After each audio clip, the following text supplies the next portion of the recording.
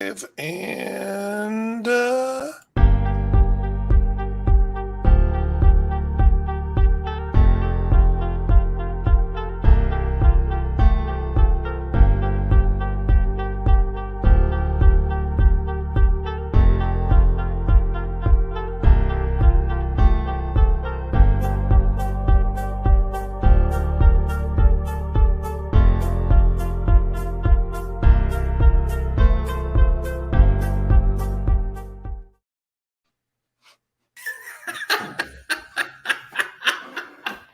Don't like you do a show, Wes? Don't you do here. a show, Wes? Don't you do a show a couple times a week? Man, hey, I'm sorry, guys. I'm completely off my game. Here you go. There it is. Frozen hand. All right, we're starting all over. There we go. What a shit show. Welcome back to the big. I love the new background, Timmy. You look good. Thank you. You know, like I said to you off camera, we've reorged the office a little bit, and right above me, if you don't remember the pictures, there's a basketball rim. So now I'm standing on fake parquet floor, and with a Celtics logo, of course. Well, we could just get right into shots on goal because the Celtics. Wow. Here's my question: the Celtics are sitting at 20-5. And the Bruins are actually sitting at 20-3. And one. They had an overtime loss. Yeah. Okay. Which one has a better shot of winning a championship this year? The Boston Celtics. By far. Yeah. Because we learned a couple of seasons ago that you can win the President's Cup and get knocked out in the first round. But the Bruins did that. So, yeah, I agree. It is, interesting to me with the Celtics, and so much was made last season, mid-season, about Ime Udoka and his turning the season around. And now you look and go, well, was all that going to happen anyway? Like, we put so much into a coach and kind of maybe the way the team gelled. I don't want to take away from him at all. I mean, but now you've got Tatum and who's a year older, and you've got I can never think of his name. Yeah, I'm drawing a blank now. Yeah, a year older, and then you throw in, a veteran guy, and and here they are, just on fire. It's amazing. They're leading the league in scoring. Their defense is not what it was last year, late season, but when you're scoring at the rate they're scoring, it's just almost incredible. Yeah, well, who's the guy? Blake Griffin. Nice sixth man off the. I mean, God, 10 again. He's been around 10, 12 years in the league, but still, I mean. He had a crazy game. Lawrence, who works for me, apparently, should be doing other things, but he is. He's talking about his Eagles. He's an Eagle fan. I didn't know it before we interviewed him, but I'm happy for him. I mean, they'll probably get knocked out in the first round, and that'll be that. Well, I was going to mention, if you recall, at our NFL show, my sleeper pick for NFL Super Bowl was the Eagles. Yeah, and mine was the Green Bay Packers, and how yeah, that didn't age very well. No. Not one bit did it. So what else you got for? I got 3 or 4 more shots on goal. All right, I'll go with one. I just want to wish this gentleman right here a happy 66th birthday today. Yeah, happy 66, Larry Joe Bird. For anyone who was a Celtics fan and grew up in this area, especially, it was an amazing thing, and he was an amazing player. So happy birthday to Larry Bird. Yeah. Can we talk about Deion Sanders? Yeah, man, I am addicted to watching. I'm addicted to watching his press conferences, and and that guy. I don't know, say what you want about him. I think I wasn't a fan back in the day, but I'm clearly a fan now, and it's just really funny to me as I watch. I watch the people at Jackson State and the fringe people that are upset with him for taking this opportunity. It just really bothers me. Everyone's like, I want opportunity for, minority coaches and people to make changes. And he made a lot of changes there, man. He called in a lot of favors from American Airlines to Under Armour to on and on and on. And now people are dogging him for doing it. It doesn't make sense to me. What's your take on it? Oh, I agree with that. I do think it's going to be. I think I understand that, because I think what's going to happen to Jackson State, what's it going to look like 3 years from now? Is it going to be back to what it was? I mean, there'll be some semblance of what was built, and then it'll decline because it's not Coach Prime there. But he connects with athletes in a different way, and I think he commands this respect. And the reality is, I read an article today. They've already got, they've already had 4 or 5 5-star kids that are decommitting from Alabama and Georgia, and they're going to Colorado. It's just gonna be. I've enjoyed I've been watching this for 3 years now at Jackson State, because it's just let me back up. You look at a guy like you mentioned, Larry Bird, right? Some of the greatest athletes of all time are great athletes, but they can't be great coaches because their expectation is that everyone should play the way I played. And sure, Michael Jordan experienced that too. Right. And so that's what I think has been cool about him. He strikes me as a guy who he's lifting everybody up, and he's trying to make them all better in a different way than maybe Michael Jordan could have. Sure. And it's been kind of cool to watch. The funniest part to me about all of it is then the interview with the athletic director at Colorado saying, well, we don't even have the money to pay him. Have you seen that? No. Yeah, they just flat out, we don't have the money to pay him. And so it's like, well, where's this coming from? And you kind of, for me, you read between the lines, go, well, look, if this guy does what we think he's going to do, well, he's going to sell tickets. And he's already selling, they're already selling merchandise. And that stuff's already happening and ringing the cash register, where they're selling season tickets. And, right now, today for next season, it's going to be neat to watch the whole process. And I just, I think it's going to be incredible. And if you're a 5-star, 4-star kid, why would you not want to go play for prime time? No, he is so dramatic. Although, I will say, I watched his players only meeting, the one with the cameras that went live, players only. But, he was not pulling any punches. Some of you guys aren't going to be here.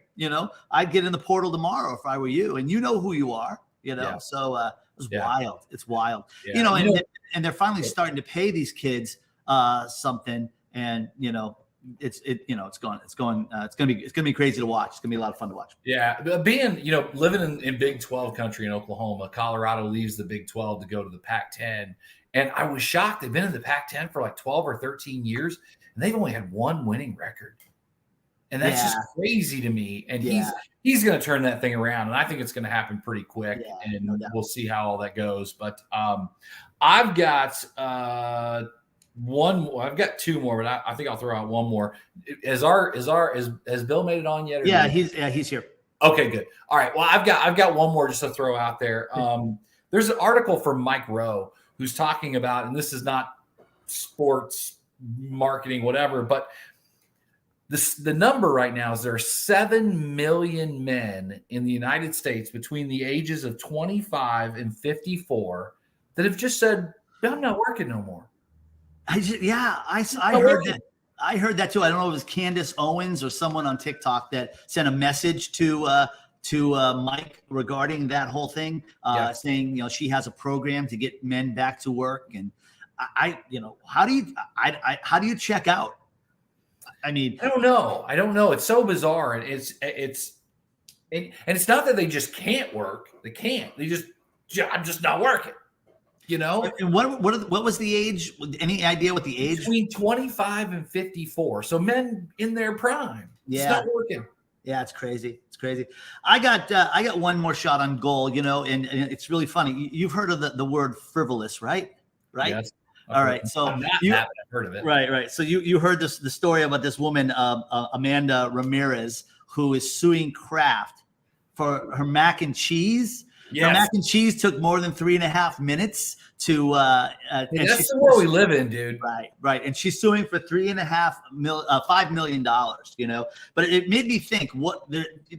So I went down this little rabbit hole of other frivolous lawsuits, and I'll give you a couple of my favorites. In 1995, there's this inmate who sued himself for violating his own civil rights, hoping that sounds like something Wes would do. Hoping that Bill's talking about on the side about the woman who coffee was too hot. Wait, let's quit talking. Let's get him on. All right, cool. Let's bring him on. Do the introduction. Hey, Bill. Hello, everybody. You guys are talking about the most interesting things ever. You got Jordan. You got people dropping out of the workforce. You got ridiculous we're all over the board. lawsuits. I'm sitting in the sidelines going, wait, I want in on this. This is good stuff. Yeah, we always kick our show off with shots on goal, just things that we're kind of rolling around in our mind. And so it can be anything from guys not working into Michael Jordan. You never do. So Bill, do you have a shot on goal or two you'd like to throw out real quick? You know what? I'm going to hold on those for fear of getting political right off of the bat. I think I'll wait and we'll see how the temperature of the conversation. Yeah, we don't, Bill. We don't have any sponsors, so it doesn't really matter to us who says what. The whole even as you tip into the whole I'm not going to work thing, that whole thing. So I recently joined TikTok and I had a couple of videos of them. The funniest thing that I get back, and I guess this is my shot on goal, is people complaining that the video at 2.5 minutes is too long. And I'm like, wait a second. So I tell you something that if you use appropriately will make you millions of dollars. And your feedback to me is, dude, your TikTok's a little long. I was like, right. Then I don't know that it's the length of my TikTok that maybe is the issue with the whole approach here. Perhaps there's something else that we could consider. Well, you're absolutely right. I'll tell you, and I won't do a real. I'll let Bill do a little bit more of I'll do an informal introduction. I came across Bill on TikTok because much like everyone else, I scroll and I try to find something, that's either uplifting, touches my heart, touches my soul. And in my world as a small boutique agency outside of Boston, I want to be able to bring some value. And plus, as I will share with you, Bill, I'm also a minority shareholder in a high tech company down in Atlanta where we're struggling a little bit with our messaging. So when I started to listen to your stuff on TikTok, it made me do a little bit of a deeper dive. But Bill, why don't you tell the audience a little bit about yourself? And I know you live in Raleigh, North Carolina, and this is your fourth successful agency that you have owned. Why don't you tell everyone a little bit what you're up to these days? Yeah, so I'm originally a Chicago boy who came down for warmer weather, and I got bitten early by the marketing advertising bug. And I think listening to people's backgrounds can be a little draggy, so I'll kind of keep it to this. I fell madly in love with helping companies make the pivot from being feature benefit focused to storytelling, because every household name brand that we know at some point in time made a conscious decision to make that change. And so we refer to that as strategic storytelling, and it's the thing that we get really into. So I'm not chasing Nike or Coca-Cola, don't have any interest in working with the top tier brands. I want to work with the groups that want to become that. And one of the biggest things that we do to help them gear themselves up, and there's a bunch of stuff behind the scenes, but I think the big pivot point that we really help them focus on is getting into telling a story, and one that they can own. So that's sort of the thrust of what gets us out of bed in the morning. Yeah. So our tagline, which you just brought up, is no story, no glory. And truthfully, I couldn't find a way to get it any more concise than that, right? If you haven't got your story together, then you're not going to get the glory that you're looking for. I was going to ask kind of based on no story, no glory, because I've the second he messaged me about you on TikTok, maybe a month ago, I've watched all of your stuff quite a bit. And so when you're telling a story and you're sitting in the war room and you're coming up with what that story is and what that looks like, how often does the story change, or does it morph into something else, or do you stick with it and just pound it? No, you know what? And I think a lot of this comes from time I spent in theater when I was a kid, but I think you got to play to the audience. So I think if you imagine telling a peanut butter and jelly sandwich, but the group you're standing in front of is all about bread, well, then you're going to kind of lean that direction, right? And if the group you're in front of is all about knives, then you're going to talk about the value of the knife. Now, the story itself doesn't change, right? But because the audience is the group that they are, you're going to kind of pivot to what they want to do. And I sort of see that as the kind of true mark for whether or not you're ready to walk into a room and tell a story is, can you tell it in a couple of different ways without having to sit and think about it for 8 hours, in a way that will keep the audience with you. And so, I like the fact that they change. If I had to tell the story the same way every single time, it would drive me batshit crazy, right? So at the end of the day, it's like, how can we keep the gist of it the same, but be able to throw things in the mix that keep it fresh for the person telling it as much as the group that's hearing it. Right. So what are the biggest mistakes in your mind that brands make, whether they be emerging brands, existing brands, an idea that someone might have, they're trying to get off the ground, or someone who's trying to bring back a brand like, Stuckey's. I don't know. You probably follow her on. Absolutely. Yeah, that's a great question. I think at the end of the day, it all comes back to one thing, and that is they stop playing to win and they start playing it safe. And what I mean by that is when you come out of the gate and you're a young business owner or you've just been put in the position of CEO or what have you, you've got something to prove, right? And so you're willing to take chances and you're willing to say things that are unique in order to get noticed. And then comes the paycheck, right? Then comes the bank, then come the clients. And the next thing you know, you're like, well, maybe next quarter, we're not going to quite say this thing the way that we used to say it. And then a few quarters beyond that, it's no, well, we definitely won't do that. And the next thing you know, you sound and look just like everybody else, either because they've copied you or the people that, you copied, suddenly you decided maybe that was a little too crazy. And so you back off of all of that. And I think at the end of the day, the biggest mistake that I see consistently is brands losing their voice. And I kind of liken that also. So that kind of part one. Part two is that they try to jump the gun. If you think about meeting somebody for the first time, right? Like you need to know that there's an emotional connection first. So you're going to start off with simple things. So it'd be like if I met you for the first time and I was like, oh, by the way, I go to church at, Sunday from 9 to 11. And then I do this thing and I brush my teeth with this. And you're like, whoa, I'm not ready for all that. That's all that feature and benefit stuff that companies have a tendency to lead with. We've been in business this long. We have this many people like, yeah. But I'm not like, do I like you yet? Do I want to get engaged with you enough to learn about you? And that's really what that tow truck story is all about, is kind of getting people to be out of their own business and in the literally in this case, the driver's seat as a consumer again, so they remember what it feels like to hear those messages. You've got to adhere to a single simple thing. I use cars all the time because it's easy. Volvo is about safety. Prius is about saving the world one gas tank at a time. Porsche is about performance. They adhere to these simple things because then their potential audience can opt in or opt out quickly. And I think that's really what marketing is supposed to do. It's supposed to say we're right for these folks and we're not right for those. And storytelling is the fastest way to convey that in a way that people can not only get, but easily remember and easily retell. And isn't that the greatest benefit to a proper marketing campaign, right? Yeah. Something that people can remember and retell to friends. Love it. Yeah, I mean, in one of your TikToks recently, you talked about the purpose of marketing being emotional engagement, not selling something. Can you expound on that a little bit? Yeah, that's a huge mistake I think people make, is trying to convince to the purchase. But that has nothing to do with it. What I really want to do in marketing is get somebody to go, oh my God, yes, like they get it. Those people totally understand me, because that then trips that whole life experience thing that says, those are my people. I can trust them. I want to be with them. They see the world the same way that I do.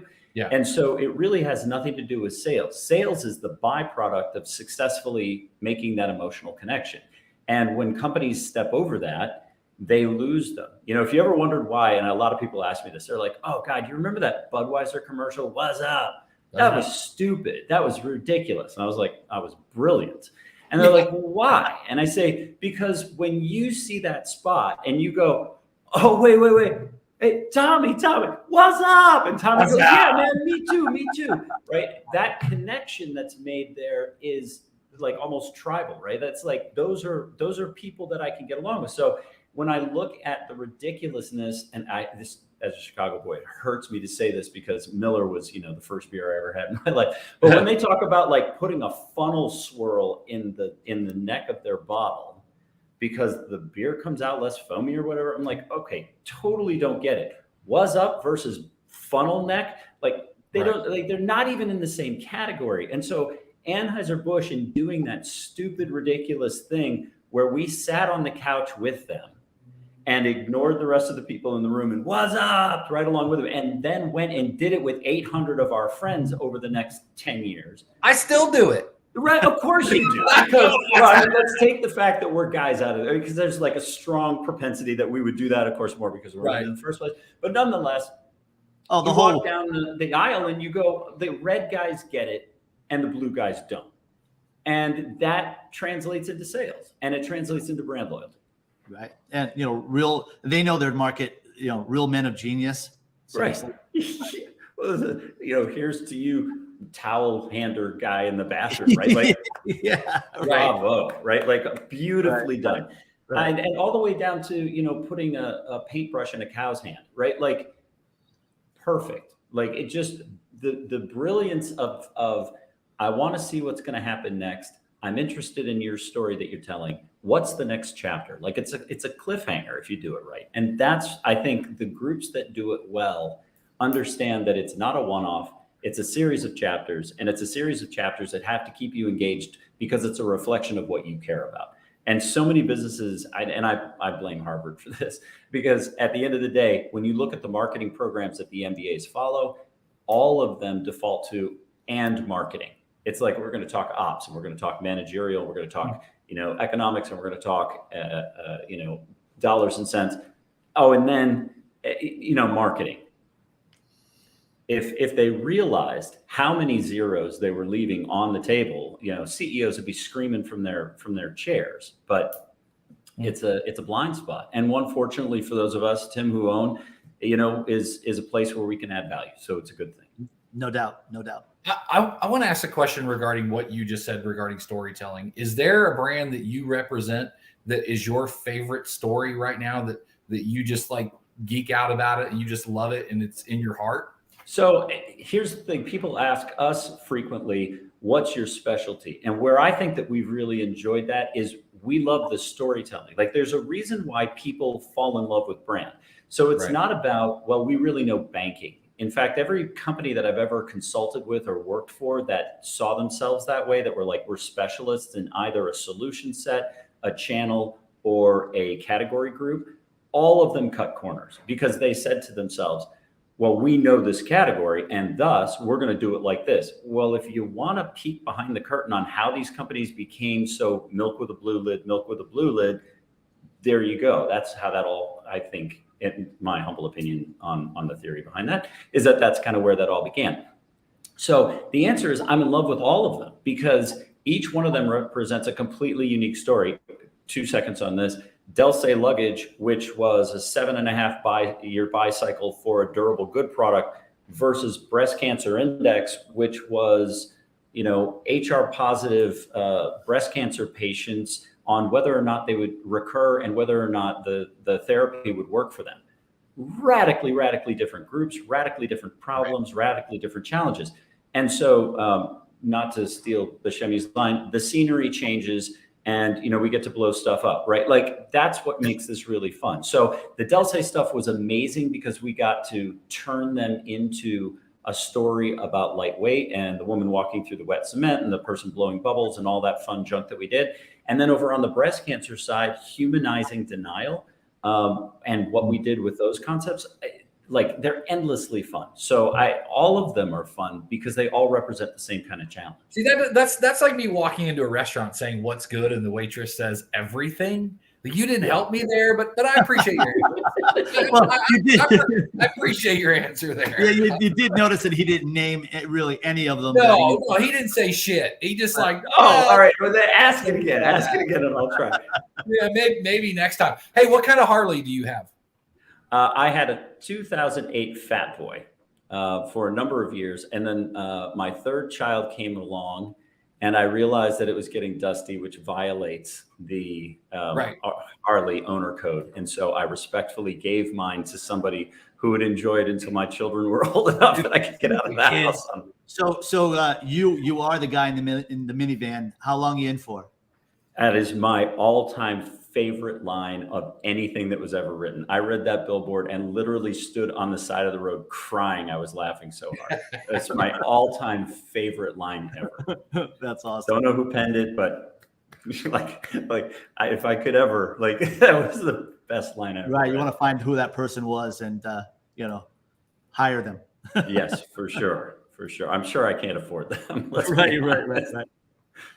Go ahead, Tim. I got a bunch of questions, but so do I. I mean, I've watched all of, when I found you, then I went back and then I went forward and I've been watching you. I love the one you posted like 20 hours ago with the lightweight luggage. I thought that was great. I'd love to chat about that one a little bit, but yeah, sure. From a completely selfish point, what advice would you give emerging brands? Someone that's entering a vertical that really is saturated, but you have a new way to do it. Yeah. So I think the thing is, don't focus on the fact that you have a new way to do it. I think that's the big mistake, because anything can be copied. And especially if you're a new company coming into the market, groups that have a greater budget than you are likely to be able to copy it quickly. So like I'm looking at the EV market, and it's really funny. The EV market and the CBD and THC markets, who both of which represent really exciting potentials for growth. None of them want to talk to anybody right now. They're all like, dude, we're growing, right? And it's really funny to watch the arrogance of it, because you're sitting and talking to them and they're like, well, we're in the fastest, hottest 2 growing categories there are. And I sit back and I watch and I'm like, yeah, and there's 1,000 of you popping up every day. No one's the Nike of the category yet. Who's going to say something that they can own? So I think the biggest thing there, like the greatest strength, the fact that their product is innovative or new or works really, really well, I think is the proof point that they need, because so many companies are putting lipstick on a pig. So if these guys have come out and they've really got a better mousetrap, okay, great. So tuck that away as the foundation. Now the thing is if you've got the better mousetrap, then you've got everybody else beat for the time being. Now let's surprise the hell out of them and say something interesting. Do something unique. So they're at that place that I was talking about a while ago with the CEO that fears nothing, right? They're bulletproof at that point, because all they want to do is show the world that they can. So instead of talking about this thing that the more they talk about it, the more detail they're giving for a competitor to get an advantage on it, why not instead turn the thing on? This is why we felt we needed a better mousetrap in the first place. What was the part of the problem that wasn't being solved by the regular thing? And there's always something. So, Nike was not the first shoe company to come out, but by staking this idea that we release people's inner athlete, and if you have a body, you're an athlete, suddenly they stopped selling apparel and shoes and equipment, and they started selling progress. Well, none of the rest of those groups were. Some of them sold fashion, some of them sold the best running shoe in the world, some of them sold whatever, but no one else sold progress. And $45 billion later, these guys are unstoppable. And whether they, I've known some people that actually worked in the echelons over there, and they were like, that was not how that started. And that's true. It wasn't. There was a whole love of athletes, and there was a need and a desire to connect with people, and the rest of it that gave them some third-party endorsement that was super helpful. But so did those other brands have access to all of that. What made them different in the long run was that they stopped thinking about themselves in terms of the shoes or the product or the apparel, and they thought about themselves in terms of every single person is a superstar athlete. You just don't know it yet. And we'll make sure that you understand how and when and where you can be if you'll do one thing. Just do it. A step, a meal, an hour of this, of that. Just skip a thing, do a thing, show up one more day a week than you did. And that transition has meant all the difference for that brand. And every brand that has done a story like it that's ever had been in business. Great. I'm going to just to piggyback on that, because I have this written down. Greatest athlete you've ever seen play live. Michael Jordan. Stop. I thought you'd say that for sure. This whole LeBron thing is such a complete and total distraction. I mean, and I hope nobody's a LeBron fan, but no. It's just so, all right, because I figured you'd say Michael Jordan. Who's the second greatest athlete you've ever seen play live? Maybe that's a little better question for you. Oh, see, I'm not a. Probably gonna say Scottie Pippen. Yeah, he's no. Dennis Rodman. But Scotty's probably pretty close. I'm not a huge sports guy, actually. Okay. So I don't know that I could tell you who the next. Well, then we won't hold you to that. So one of your TikToks, and we both have that as a point of reference to talk about, but it's a little early on, but I love when you talk about a life hack, and I absolutely love it. And you talk about the higher you get up, the more you need to serve people.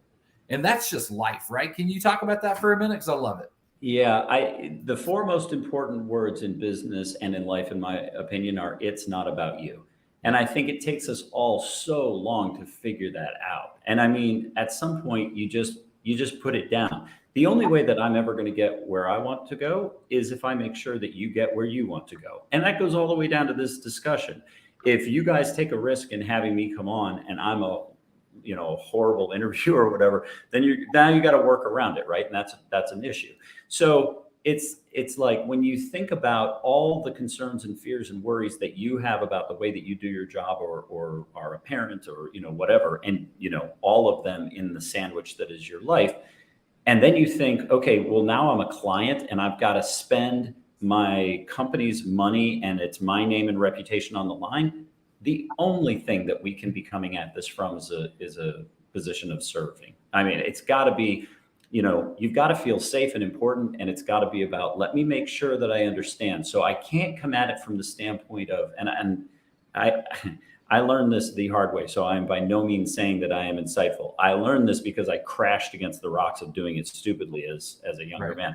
But it was like, well, I've been in business for a long time. Well, I know this because I've been doing it and such and such. And I would just watch the total erosion of the relationship happen right in front of my eyes, right? And then it suddenly dawned on me one day.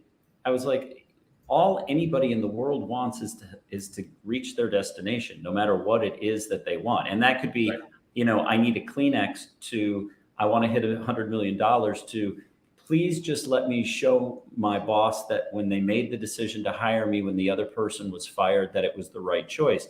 And the second you start looking at it that way, it's like whatever tool I have, whatever gift I've got to give, whatever time I can just stand there holding a bag for you, I'll do it.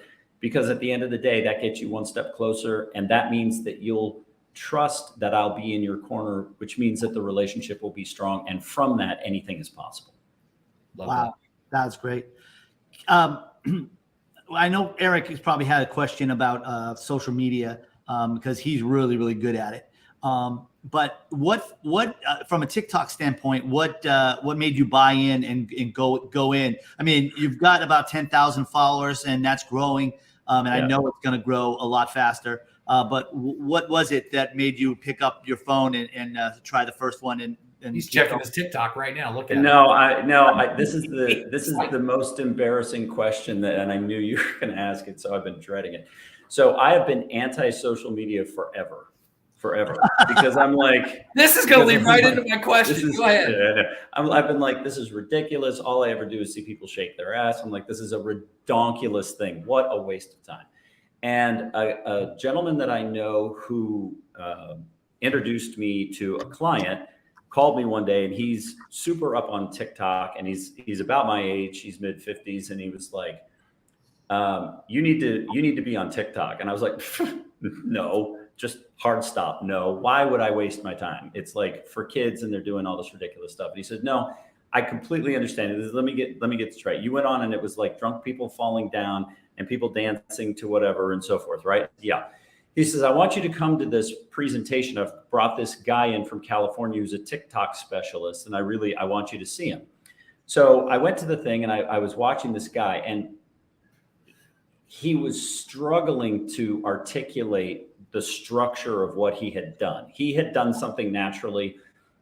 It took off. He suddenly had like 10 million followers or whatever. And so he's suddenly deemed TikTok expert. But what I realized as he was talking about it was the structure was exactly the same as marketing. Like the pattern suddenly just presented itself to me. And as I was leaving, his last big point was, the thing is, no one's going to do it. Like, you all came to this event and you sat down, and the truth of the matter is about 2% of you will actually give it a try. And so one day I'm sitting in the car and I'm thinking on this and I'm thinking on it. And that little guilt fairy, is whispering in my ear going, right. Other people could do it. You probably could too. And I'm like, yeah, get off my ass. And I was like, all right, screw it. I'm just going to do it. So I got on and I was fumbling, and I was like, I had a broken monitor stand in my office. And like, it was one of those things where I got angry at myself. I was like, damn it, I'm just going to do it. So I walked in, I grabbed this stand and I set it down and I put it on and I hit record and I just did something and I posted it.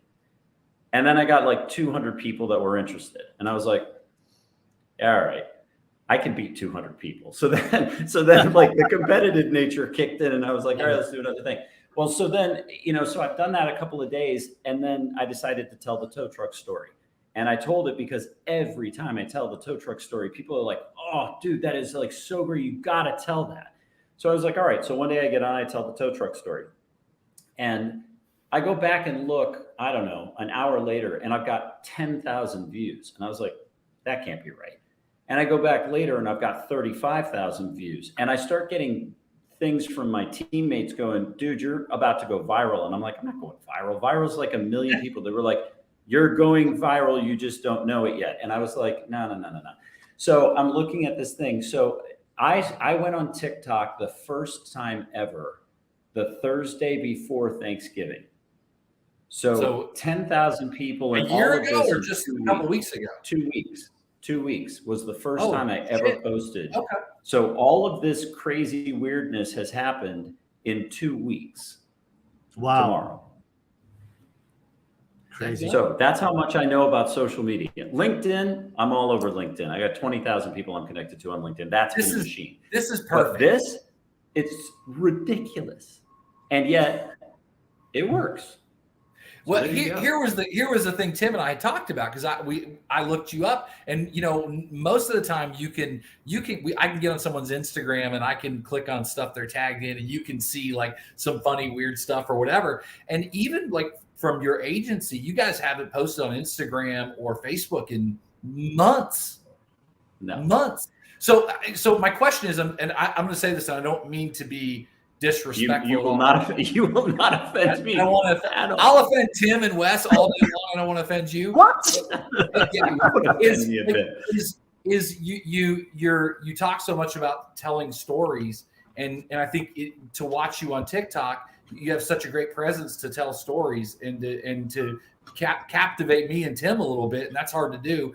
But why not on the other platforms that are out there? Because if I'm a prospective client, maybe I don't look for that, but maybe I do. And so it's not there. And it's obviously by choice, but can you kind of talk about why the choice is that way, other than you just don't like it? Yeah, I can.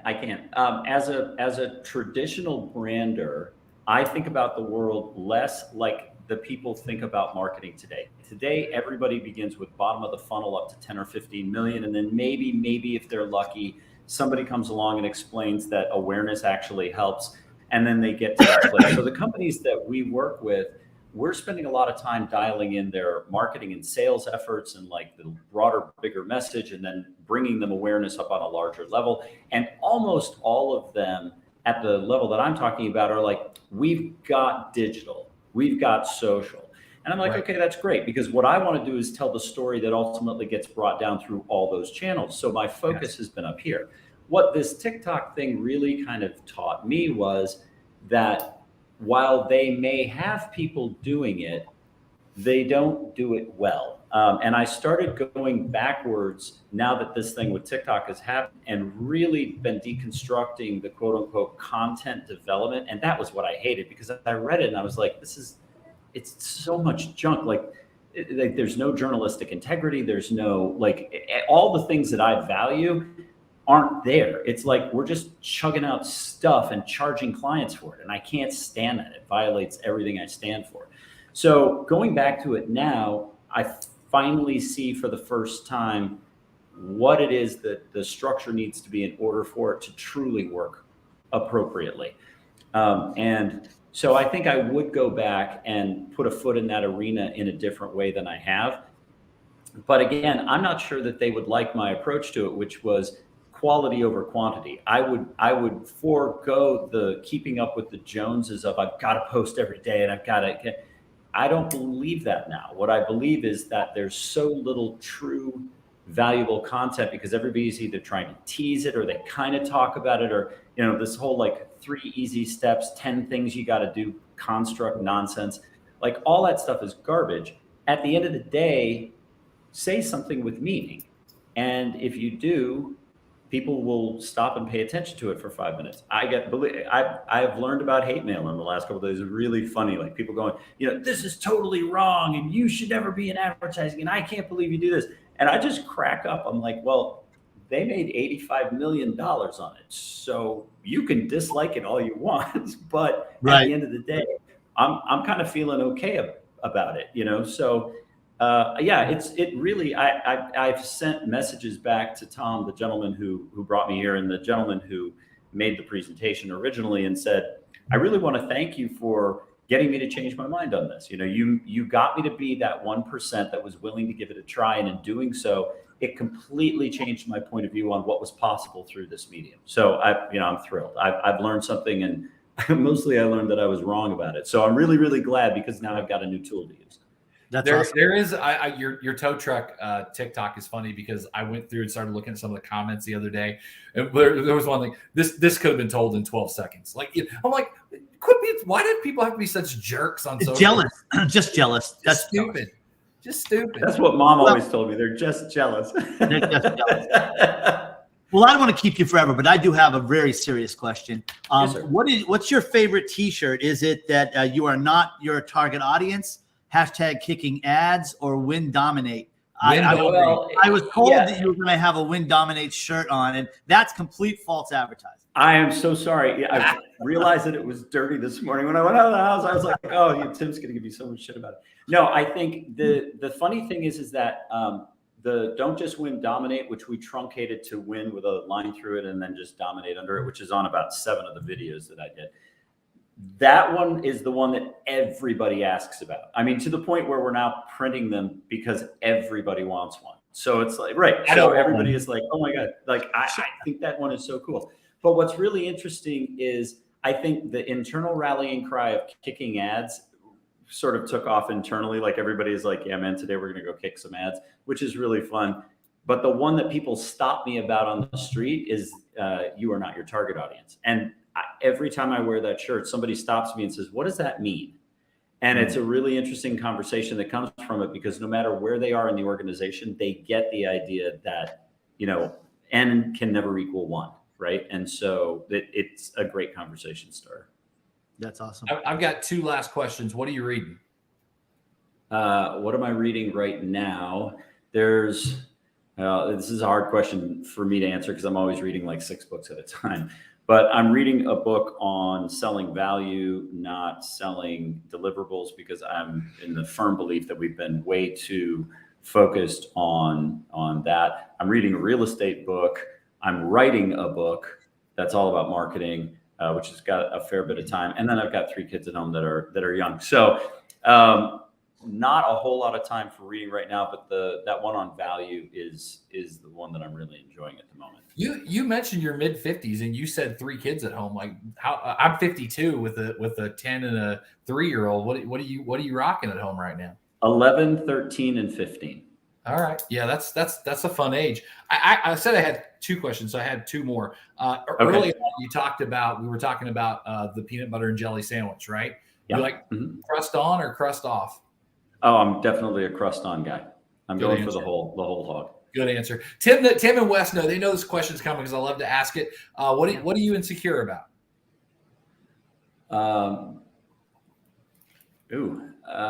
Let's see. What's the best way to articulate that? I'm insecure about coming off wrong most of the time. I have a lot that I get excited about sharing, and I think a lot of times that comes off as arrogance or cocky, and I don't particularly like that. So I struggle to find the balance between those 2 places. And even after all the years that I've been doing this, every time I look at a blank page, I'm convinced I won't be able to fill it, right? Either through a strategy piece or through a creative piece. That, if you want to talk about being humble or insecure about something, picking up a marker and having somebody entrust you with that, thing. Yeah. That, like, the minute you stop caring about that, I think you should probably hand the marker to somebody else. I love that. I've got a last question. This is stealing a question from Eric. Eric's a guru in the pizza industry. I don't know if you knew that. No. He's a pie influencer. For sure. No kidding. No, Bill's like, I don't even know what this means, but yeah. No, I'm talking about Chicago pizza and where that falls in your lineup. Are you New York guy? Are you Chicago guy? I'm an equal opportunity offender. I like it all. So right. We can talk about that later. What's your question? Yeah, we'll have a follow-up conversation about pie. That sounds good. Pineapple on pizza? Yes, no? No. Yeah, there you go. mushroom sausage, whatever, like the deep dish Chicago pizzas I can get behind. Will I do it at home? Maybe. Where I go with pineapple is a place most people don't, and I think it would be good on pizza, is sriracha on pineapple. Ooh, if yeah. you haven't tried it, give it a go, because that's jalapeno like with pineapple is always great. Oh, I've never tried that. Oh, Bill, you've got to go get pineapple. Oh, it's sure. Done tonight. No, that's I'll report back. Hey, go ahead, Tim. No, I'm sorry. Do you drink? Yes. What's your favorite cocktail? I don't drink cocktails. I am an IPA and Cabernet guy. Oh, there you go. Yeah, I'm not a hard liquor guy at all. Yeah, I'm not either. Cab for me all the way. Cab. Well, let's wrap this up, Bill. Wait. Oh, go ahead. Okay, so what cab? Got a family fave? For me? Yeah. It's actually, my boss makes fun of me because he's a big wine snob, but I've been to the Bogle Vineyards in Sacramento. And so you can buy it locally for like $12, but because I've been there and I know their story, I know their story. So I love to buy it. And my boss literally says, that's a household. That's a good one. If you get out to California, try a brand called A. Raffinelli. I've had that. Haven't had it. Isn't it amazing? I think I've had that in the last 3 or 4 weeks. If you can't get it easily out here because they don't ship it for whatever reason, but A. Raffinelli comes from a really small vineyard. And if it's at temperature, it is a completely unique experience. It's almost earthy. It's totally different. And I'll tell you what, it's worth standing online for. It's good stuff. Sorry, you got me off on wine. I had this the other day. It's called Stave and Steel. And it's like a $30 bottle, and it was incredible. Nice. I'm a blend guy. I like there's one called Conundrum. And of course Camus is a favorite too.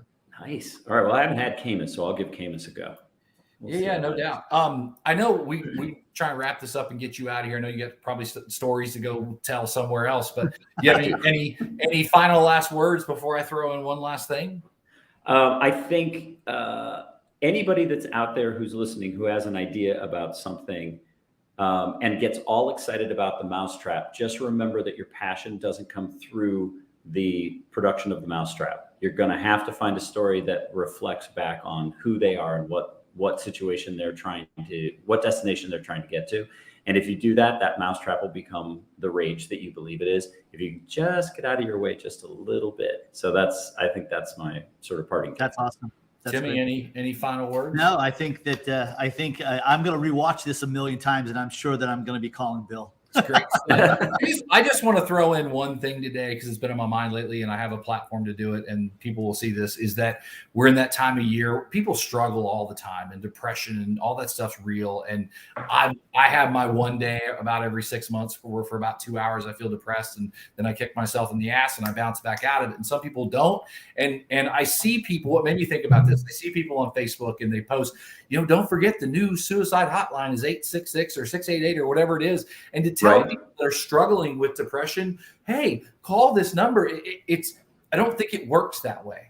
And I think one of the challenges to people, I'm in a group of people, and last week I said, you know what, reach out to 5 people today and send them a DM and send them a voice message. Just say, hey, I'm thinking about you. I hope you're doing well. What's going on in your life? And what are you listening to right now?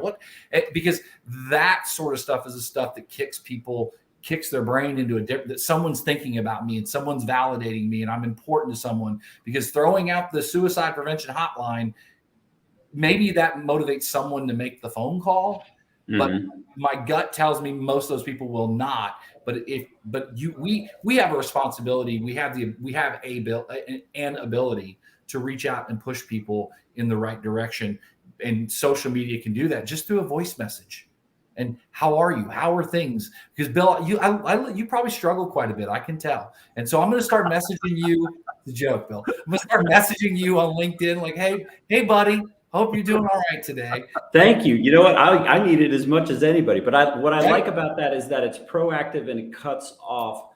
It's an off ramp before it becomes a problem, right? Like if it's done regularly, what I really love about that is the notion that it gets ahead of it as much as it supports it, and that's a good thing all the way around. You just never know how one message could affect someone and affect their day and make them feel better. And back to, you talking about serving other people, it serves other people. And you know what? It takes that long to do it. Yep. So that can we bring Wes on so he can ask a question and if he wants?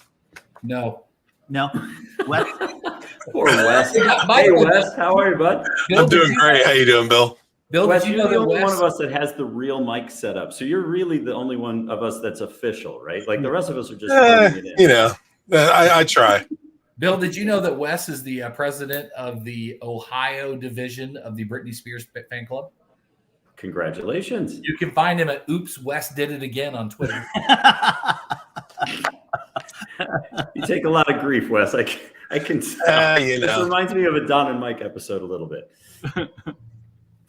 Well, you were talking so much about wine and business that at some point I'm going to have to beg you to come over to Building Wins with Randy Chafee, because he is on here right now, or was, and I can tell you the two of you between business and wine would have at least 30 or 40 minutes to. I was going to say 2 hours. So yeah. Well, if you add business and wine, it will easily be 2 hours, and I'm down. So by all means, let me know when we can make that happen. I would love Dynamite. I don't have any questions, but I want to let you know that I thoroughly enjoyed this. Well, thank you very much. So did I. Guys, thank you so much for reaching out and for the opportunity. This has been really great. I've enjoyed every minute of it. Tim, should we show Bill how we end the show? Yeah. Can you give us the graphic, Wes? All right. Frozen hand. Frozen hand.